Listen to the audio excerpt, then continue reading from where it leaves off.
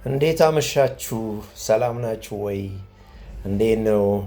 ዛሬ እንግዲህ ዘጠነኛውን የሊደርሺፕ ስታይል እንመለከታለን። የአሰልጣኝነት የአመራር ዘይቤ ወይ ደግሞ ኮቺንግ ሊደርሺፕ ስታይልን እንመለከታለን ዛሬ። ኮቺንግ ሊደርሺፕ ስታይል እንግዲህ ብዙውን ጊዜ እንሰማለናል። ይህንን ኮቺንግ የሚለውን ወርድ በስፔሻሊ ስፖርት ላይ ነው የምንሰማው። በስፖርት ሳይንስ እንግዲህ ብዙውን ጊዜ በዛ ውስጥ የሚሳተፉትን ተሳታፊዎች ኮች የማድረግ የማበረታታት ስራ ነው የሚሰራው። በሊደርሺፕም ኮቺንግ ሊደርሺፕ ስታይል አለ ማለት ነው።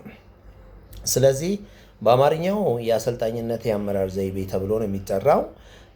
ይሄ የአሰልጣኝነት የአመራር ዘይቤ ወይም ኮቺንግ ሊደርሺፕ አንድ መሪ እንደ አሰልጣኝ ወይም አማካሪ ሆኖ የሚያገለግልበት ዘዴ ነው። እንግዲህ አሰልጣኝ ወይ አማካሪ ሆኖ የሚያገለግልበት መሪው ትኩረት የሚያደርገው የሰራተኞችን ክህሎት በማዳበር የስራ አፈጻጸምን በማሻሻል በራስ መተማመንን በመገንባት እና የቡድን አባላት ሙሉ አቅማቸውን እንዲጠቀሙ በማገዝ ነው። ሁሌ ስራው ይህንን ስራ ነው የሚሰራው። የማገዝ፣ የማሻሻል፣ የማዳበር ስራ አፈጻጸማቸውን ከፍ የማድረግ ስራ ነው የሚሰራው። ትዕዛዝ ከመስጠት ይልቅ አንድ አሰልጣኝ መሪ ለሰራተኞች መመሪያ ይሰጣል፣ ይደግፋል፣ ያስተምራል፣ እንዲሁም ተከታታይ ግብረ መልሶችን ወይም ፊድባክ ይሰጣል ነው።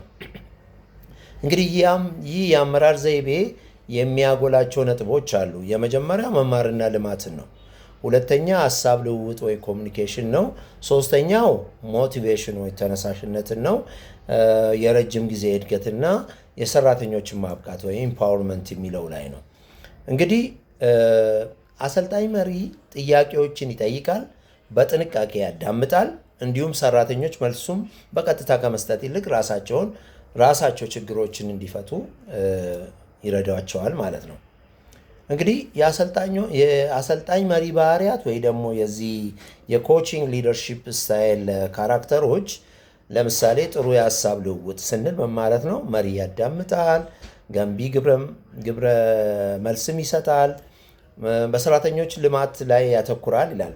ሰራተኞች እውቀታቸውንና ክህሎታቸውን እንዲያሳድጉ ይረዳቸዋል እንደማለት ነው። ነፃነትን ማበረታታት፣ ሰራተኞች ችግሮችን በራሳቸው መፍታት እንዲችሉ ማድረግ።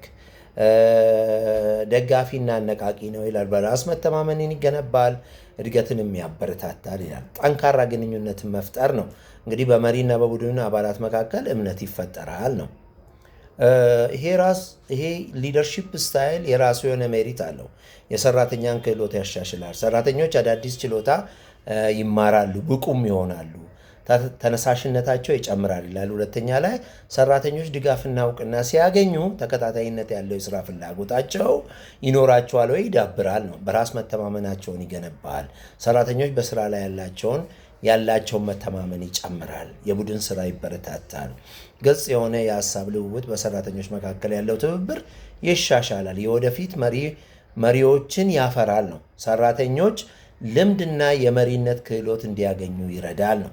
የስራ እርካታ ይጨምራል ነው። ባለሙያዎች ድጋፍ ስለሚያገኙ በስራቸው ደስተኛ ይሆናሉ።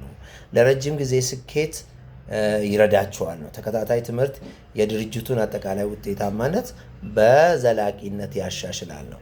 በዚሁም ደግሞ ዲሜሪት አለው፣ ብዙ ጊዜ ይወስዳል ነው። ሰራተኞችን ማሰልጠን፣ የማማከር ስራ፣ ድጋፍ የመስጠት ከፍተኛ ጊዜ ይጠይቃል ነው። ታይም ኮንሱሚንግ ነው። ውሳኔ አሰጣጥ ላይ መዘግየት ሊኖር ይችላል። እንግዲህ መሪው ሰራተኞችን በመምራት በማወያየት ረጅም ጊዜ ሊያጠፋ ይችላል የሚለው ነው። ለአደጋ ጊዜ በኢመርጀንሲ ጊዜ ውጤታማ አይደለም። ፈጣን ውሳኔ በሚያስፈልግበት አስቸኳይ ወቅት የአሰልጣኝ አመራር ዘዴ ወይ ደግሞ ዘይቤ ብዙም የሚደገፍ አይደለም። ብቁ መሪዎችን ይጠይቃል። ሁሉም መሪዎች ጥሩ የማሰልጠን ወይም ማማከር ክህሎት ላይኖራቸው ስለሚችል ብቁ የሆኑ በዚህ ላይ የበቁ ሲበቁ ነው ለሌላውን ማብቃት የሚችሉ። ሲማሩ እውቀት ሲኖራቸው ኖሌጅ ሲኖራቸው ነው ሌላውን ማብቃት የሚችሉ እና እውቀት ሊኖራቸው ኖሌጀብል ሊኖሩ የሆነ ስኪል ሊኖራቸው ኤክስፒሪየንስ ሊኖራቸው ይገባል ሌላውን ኮች ለማድረግ ማለት ነው። ሰራተኞች ግብረ መልስን ሊቃወሙ ይችላሉ። አዎ በዚህ ልክም ሊታይ ይችላል። አንዳንድ ሰራተኞች ተከታታይ ግምገማና ምክር ላይመቻቸው ይችላል። አንዳንድ ሰው ስትመክሩት፣ ስትደግፉት፣ ስትገመግሙት ምን ላይ ደርሳል፣ ያንተ ስታተስ እንዴት ነው። እንግዲህ በየጊዜው የደረሰበትን ቼክ ማድረግ አለ። ይሄ ላይደገፍ ይችላል ነው። የአጭር ጊዜ ምርታማነትን ሊቀንስ ይችላል። ስልጠና መስጠት ለጊዜው የስራ ፍጥነትን ሊቀንስ ይችላል። እንግዲህ በየጊዜው ድጋፍ ኮቺንግን መስጠት ስራዎች በትክክለኛው ጊዜ እንዳይፈጸሙ፣ ለምን ትኩረቱ እነሱም ማስተባበር፣ ድጋፍ ማድረግ፣ ማሰልጠን ላይ ስለሆነ በትላልቅ ቡድኖች ላይ አስቸጋሪ ሊሆን ይችላል። ይሄ እንግዲህ ቡድኑ በጣም ሰፊ የሚሆን ከሆነ ለብዙ ሰራተኛ በግል አሰልጣኝነት መስጠት አዳጋች ሊሆን ይችላል። ኮች የሚያደርገው ሊደርሺፕ 50 ሰው ካለ 50ውን መድረስ አይችልም።